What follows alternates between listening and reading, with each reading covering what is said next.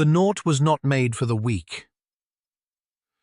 Beyond the fjords and past the jagged cliffs lay a world carved by ice, wind, and time. Here, the land whispered secrets, cold, ancient secrets buried beneath snow and stone. In this frozen realm, the sun would vanish for days, sometimes weeks, the sky, a pale sheet of grey, the earth, hard as iron. Winters were not counted in days, but in heartbeats, fires, and how long you could last without light. Forests stood silent, their trees like sentinels, tall, bare, unmoving. Wolves moved in shadows, the snow muffled all sound but never the cold. Rivers froze, lakes became glass, mountains vanished beneath white storms, only to reappear when the skies cleared, like giants waking from slumber. This land, harsh and unforgiving, shaped its people to be the same.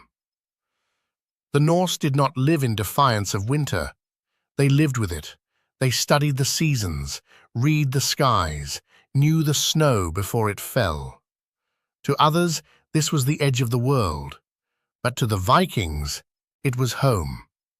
And so, the story of their winter survival begins, not with weapons or war, but with the land beneath their feet. When the storm howled through the valley and the cold crept under every door, the longhouse stood firm. Built of oak and stone, layered with turf and bark, it was more than shelter. It was a heartbeat, a place where warmth defied winter. Inside, the world was different. At the center, the hearth, always burning, flames flickered over aged timber, casting shadows on carved beams and fur-draped benches. Here, families gathered close, faces aglow in firelight, hands curled around wooden bowls of broth, breath rising in soft mist. Voices were low, stories slow, told not just to entertain but to remember, to pass on the memory of ancestors, of battles, of the gods. The longhouse was more than wood and smoke. It was tradition, community, safety. Even the cold respected its walls. Even the wind seemed to pause outside, listening. Each beam held a story, each stone laid by hand by those who knew that survival was not a solitary thing. Children played near the fire, wrapped in wool. Old ones told tales.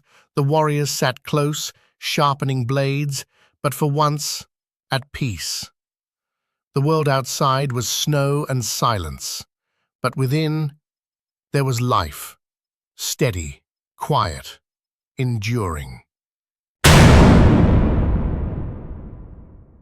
In the longhouse, the Vikings